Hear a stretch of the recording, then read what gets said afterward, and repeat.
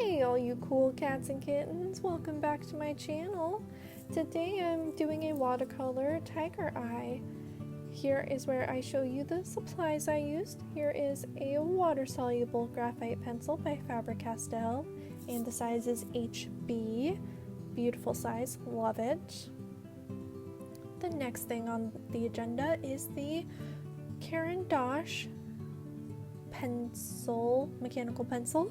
It has a 0.7 lead, and the size I have inside is an 4H lead. Next is a wonderful watercolor paintbrush in the size 8 round. It's one of my favorites to use, and you'll see I used it for a majority of this painting here.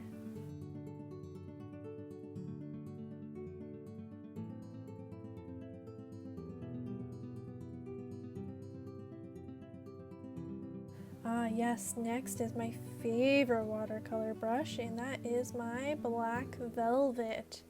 So pretty. I need to get more of this brand. It's my favorite brush to use.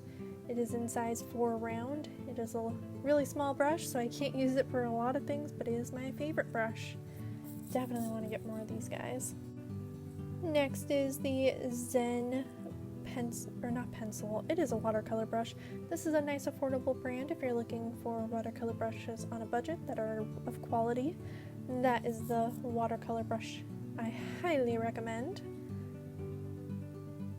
Next is the watercolor paper I used. I used Arches 140-pound cold press watercolor paper. Cold press is the paper that has texture to it, and yeah, that's something to know. Here is my watercolor palette, and you can see I had already painted my tiger before filming this part, so you can see the colors I actually ended up mixing for the painting.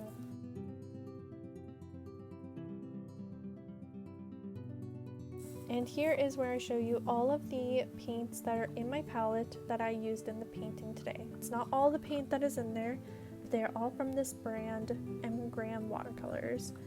Favorite brand, 10 out of 10, recommend this brand for all your painting needs. They are the best watercolors I've ever used. They're my favorite, love them. And so here's all the colors I used. I hold them up, so if you would like to pause and write down the colors, if you see one that you like, feel free to do so.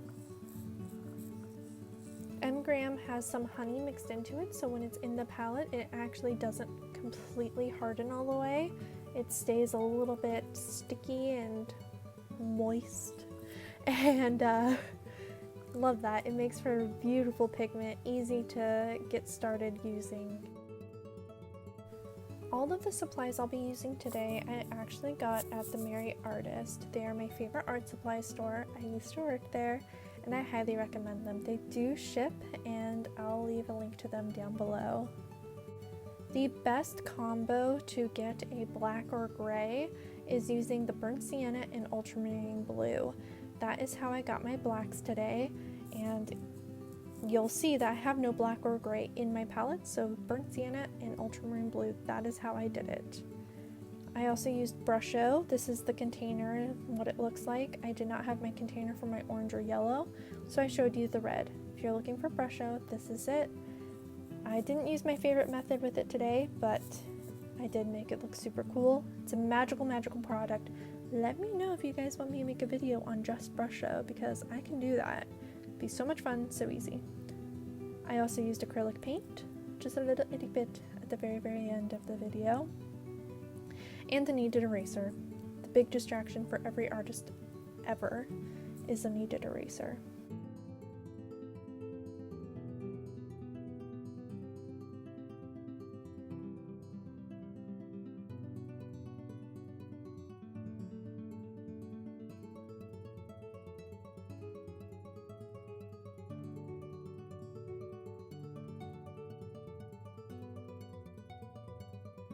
I started sketching with my water-soluble pencil because I want to have all my rough sketches kind of disappear with the water as it goes along. Then I used my other pencil to trace over everything real quick, so that way if I did lose too much of that detail, I would be able to get it back because it would still kind of be there, just very lightly there. One tip I do have if you're using watercolors is to get your pans wet a little bit before you start to paint. So like spritz some water over it so it hydrates the paint and you can use it a lot quicker. That's what I did a few times in this video. Right now you could see me using my masking fluid. It had dried up, so I couldn't use the little itty bitty tip that it comes with to make it a lot easier to use. I just used a paintbrush that I don't care about and added that to my painting. The masking fluid is to block off any areas I don't want to get paint, and so I blocked off all the areas. As you can see, I have everything laid out. I even did a fun geometric design. You could see it through with the masking fluid there. I don't know how I feel about it in the end, but it was really fun to experiment with it and try something out of my comfort zone, a little bit more experimental. Right now you can see me mixing my colors. One thing I think you guys can see right off to the corner there is my waters. I have two things of water. I have one that's like an orange tint of water and then one that's more clear. I have a dirty water and a clean water.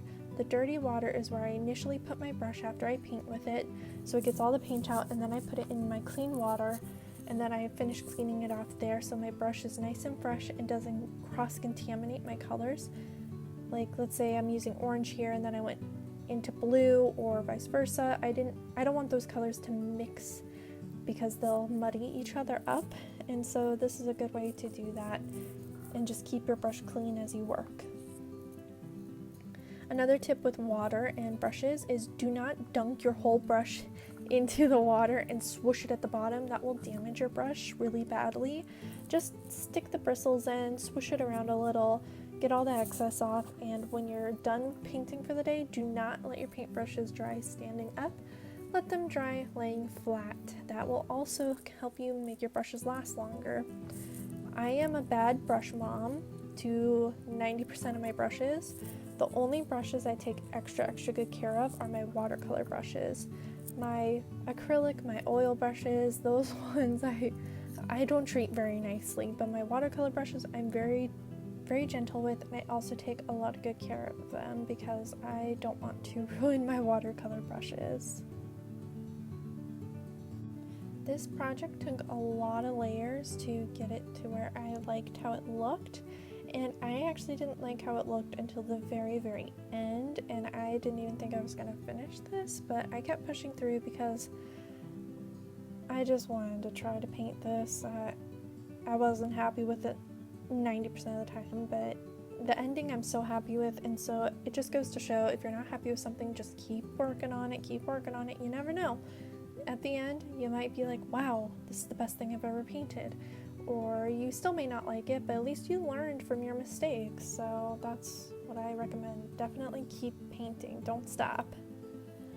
You'll see me use a paper towel a lot. That is just me dabbing away some of the pigment so I can add more layers and have less harshness to my painting.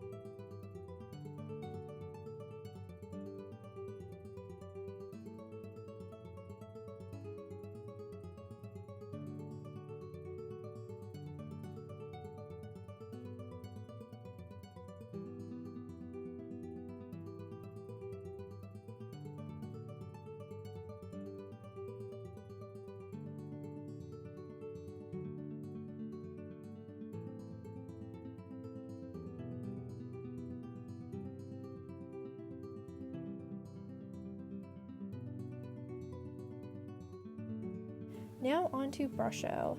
My favorite method to paint with Brusho is to put some of the little pigment things down on the paper and then spritz it with water, but I did not find my spray bottle, so I had to try two different methods. So my first method was laying some water down and then sprinkling it over top, and then my next method was to just put the pigment on the paper, and I tried using my brush to splat at it, that didn't work.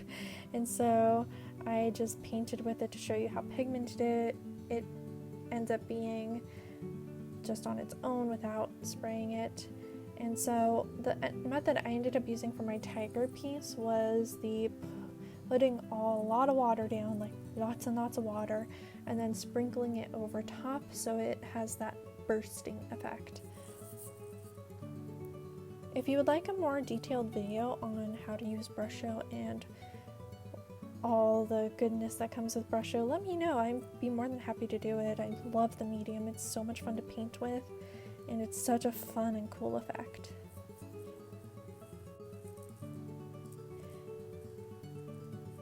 So with the Tiger King being the huge hype right now, yes, this is painted because I watched the Tiger King and I've been thinking about tigers nonstop ever since. I saw every episode the day it came out.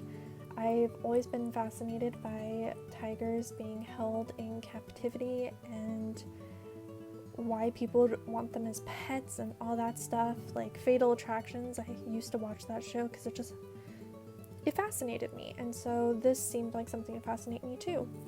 Did not know it was going to be about murder and conspiracy and I thought it was going to be about owning tigers and why it's not okay and things like that. So it kind of touches on it, but I personally wish they spent an episode or two more explaining why we shouldn't have tigers as pets, but that's just my own personal thing.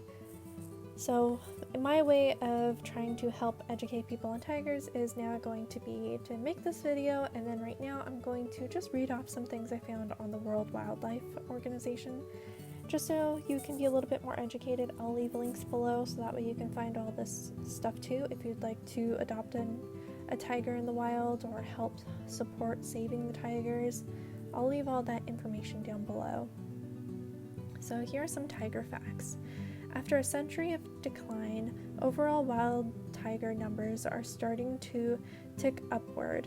Based on the best available information, tiger populations are stable or increasing in India, Nepal, Bhutan, Russia, and China.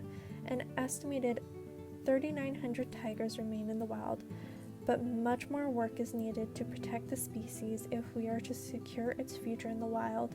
In some areas, including much of Southeast Asia, tigers are still in crisis and declining in numbers. There are two recognized subspecies of tiger, the continental and the Sundai. The largest of all Asian big cats, tigers rely primarily on sight and sound rather than smell for hunting. They typically hunt alone and stalk prey. Tigers can consume more than 80 pounds of meat at one time. On average, tigers give birth to 2 or 4 cubs every 2 years. If all the cubs in one litter die, a second litter may be produced within 5 months. Tigers generally gain independence around 2 years of age and attain sexual maturity at 3 or 4 for females and 4 or 5 for males. Juvenile mortality is high. However, about half of all cubs do not survive more than 2 years. Tigers have been known to reach up to 20 years of age in the wild. Males are of the larger subspecies, the continental tiger, may weigh up to 660 pounds. For males smaller than the subspecies, for males of the smaller subspecies, the Sundai tiger, the upper range is at around 310 pounds. Within both subspecies, males are heavier than females. Tigers are more solitary apart from associations between mother and offspring. Individuals have a large territory and the size determined mostly by the availability of prey. Individuals mark their domain with urine, feces, rakes, scrapes, and vocalization.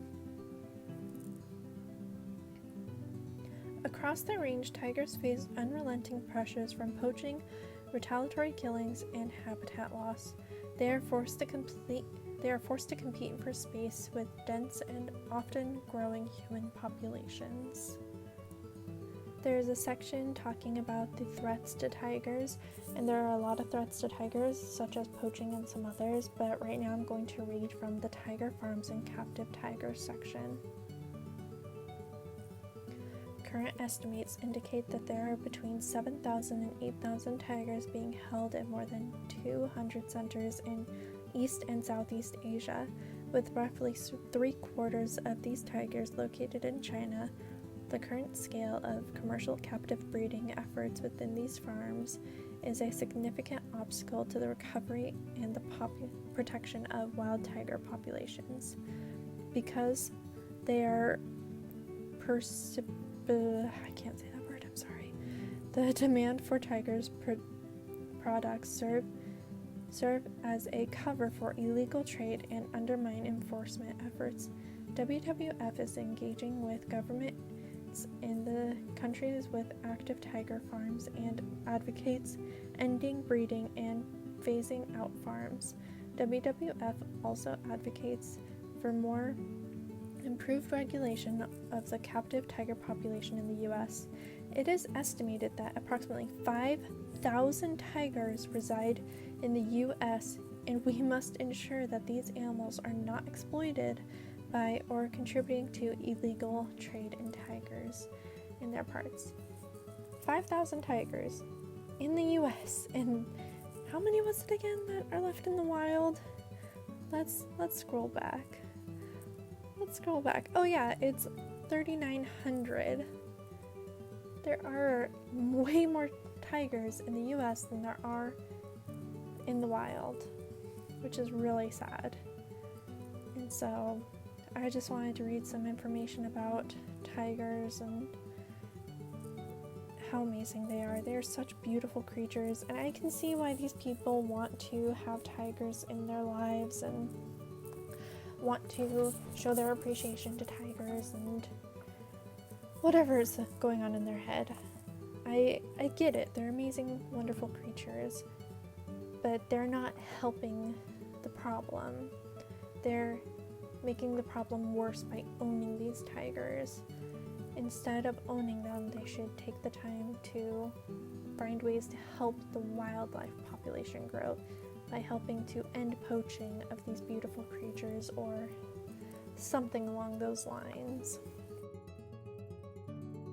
But like Joe Exotic and Doc Antler and whoever else was breeding cubs and Tiger King, they're not helping the problem. Those baby tigers can never be released back into the wild. Not back into the wild because they were never born in the wild. If they went into the wild, they would be too familiar with humans, so they would pose a threat to humans. Along with, they're not going to know how to properly hunt for food. Some of them may figure it out and may live long, happy, healthy lives. Others probably would die before they could really get started living a free life, which is why Carol Baskins has to hold these animals in her rescue to have them live out the end of their days to the best of her ability. I'm not saying any of these people are good people by any means, but if I was to root for anybody, it would be for Carol Baskins, only on the fact of she's trying to help tigers, as far as I know. I don't know. I don't want to get into that. I'm sorry. I shouldn't say who I'm rooting for. But, yeah. Anyways, I hope you guys enjoyed today's video. I hope you learned a little something about tigers. I'll leave links below for you to learn more about tigers and all the cool stuff that comes with them. And I will see you guys next week. Bye!